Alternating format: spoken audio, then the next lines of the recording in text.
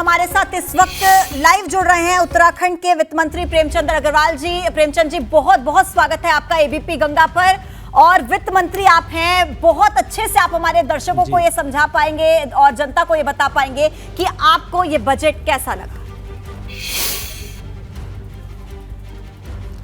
देखिए, पहले तो मैं आपका धन्यवाद कर रहा हूँ और निश्चित रूप से आप देख रहे हैं कि जिस प्रकार से आज अपने केंद्रीय वित्त मंत्री जी द्वारा बजट पेश किया गया, मुझे लगता है कि सभी लोग इसकी सराहना कर रहे हैं। आप देखिए, बजट यदि मैं कहूँ आम जनता का बजट है, मध्यम वर्गीय लोगों का बजट है, संतुलित बजट है, अनुशासित बजट है, यानी कि हर दृष्टि से यदि हम देखें राहत देने वाला ये बजट है। आने वाले समय पे जब इसका असर दिखाई देगा, आप पूरे वैश्विक दृष्टि से यदि देखें तो जहां दुनिया में मंदी दिखाई देती है, वहीं हमारी इस बजट से एक अर्थव्यवस्था और मजबूत दिखाई देगी। कुल मिला के बहुत ही सुंदर बजट और बहुत आकर्षक बजट माननीय वित्त मंत्री जी ने पेश किया। मैं उनका बहुत उनको बधाई दे रहा हूँ। माननीय प्रधानमंत्री जिनके आशीर्वाद से, जिनके मार्गदर्शन में ये बजट पेश किया गया, उनको भी मैं बहुत बहुत शुभकामनाएं और बधाई प्रेषित करता हूं। प्रेमचंद जी, क्या आपको लगता है कि ये बजट सारे सेक्टर्स को कवर कर पाया है? बेशक वो हेल्थ हो, एग्रीकल्चर हो, डिफेंस हो, एजुकेशन हो, हर सेक्टर तक पहुंच पाया क्या? हर एक व्यक्ति तक, इस देश के हर किसी के लिए फायदेमंद हुआ है क्या? देखिए, इसमें आप देखें, यदि हम स्वास्थ्य की बात करें तो ICMR की लैब बढ़ाने की बात कही गई है। 147 जो हमारे नए नर्सिंग कॉलेज बढ़ाने का विषय रखा गया है। और जिस प्रकार से महिलाओं की बात करें तो महिलाओं को भी इसमें बहुत राहत दी गई है। उनको बजट के लिए उनके लिए नई स्कीम लॉन्च की गई है। कृषि के क्षेत्र में देखें तो कृषि के क्षेत्र में भी जो अभी मिलेट ईयर घोषित किया गया, उसको बढ़ावा देने की बात की गई है। उनके शोध की बात की गई है, इस कोल्ड स्टोरेज बढ़ाने की बात कही गई है। और उसी प्रकार से देखें तो जो मध्यम वर्गीय लोग हैं, PM आवास के लिए 66% का बजट का बढ़ाने का काम किया, यानी 76,000 करोड़ का फिर बजट का प्रावधान इसमें किया गया है। और MSME, यदि हम बात युवाओं की करें तो MSME को जिस प्रकार से बढ़ावा दिया गया और 47 लाख युवाओं को जहां ट्रेनिंग दी जाएगी, 3 साल तक उनको भत्ता दिए जाने की बात कही गई है। और आप कह सकते हैं कि इसे जिस प्रकार से हमारे निवेश बढ़ेंगे जी, जैसा बजट पेश किया गया है कि उसमें निवेश बढ़ेंगे तो स्वाभाविक है रोजगार बढ़ेंगे।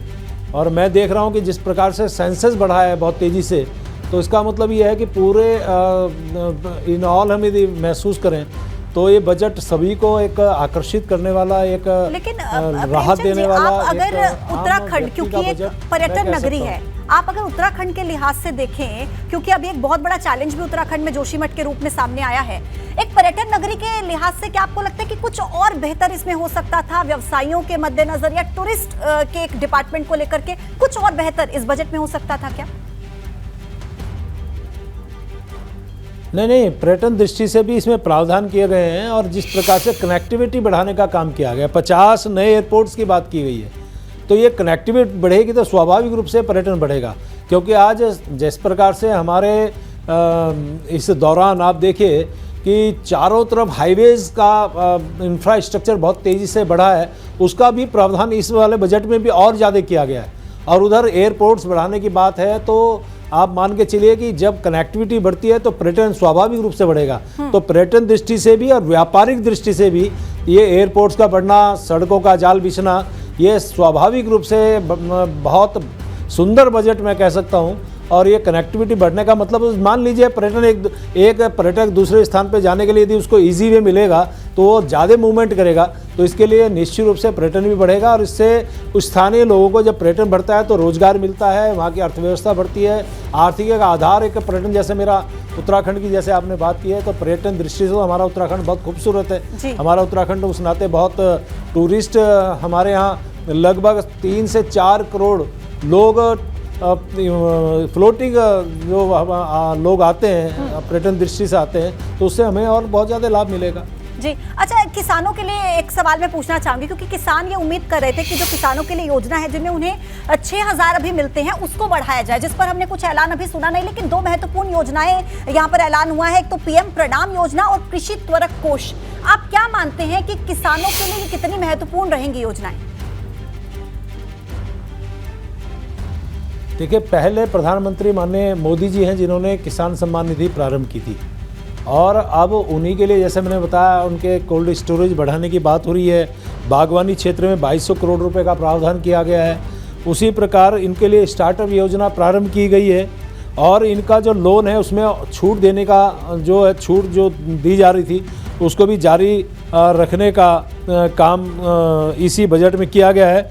और आप देखिए कि 1 करोड़ किसानों को जो है एक हमारे यहाँ प्राकृतिक खेती शुरू करने का एक प्रावधान जो इसमें हुआ है, निश्चित रूप से ये हमारे किसानों के लिए एक बहुत बड़ी आने वाले टाइम के लिए उनके लिए उपलब्धि होगी। और चूंकि आप जानते हैं कि हमारा देश कृषि प्रधान देश है, और आज चाहे हमारे यहाँ प्रधानमंत्री सिंचाई योजना हो, प्रधानमंत्री किसान निधि हो, इस प्रकार के अनेक योजनाएं जो चल रही है, और इसमें ये इजाफा होगा तो किसानों की आय दुगना करने का, जैसा माननीय प्रधानमंत्री जी का कहना है, वो निश्चित रूप से होगा। प्रेमचंद जी, बिल्कुल कृषि स्टार्टअप के लिए तो कुछ योजनाएं हम देख रहे हैं, जमीनी स्तर पर कितना लाभ किसानों को मिलता है। फिलहाल आपका बहुत बहुत धन्यवाद, आपने हमें समय दिया, आप हमारे साथ जुड़े, बहुत शुक्रिया आपका।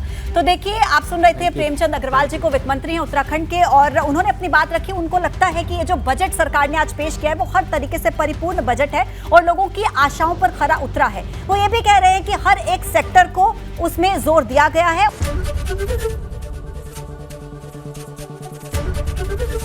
एबीपी गंगा, खबर आपकी, जुबान आपकी।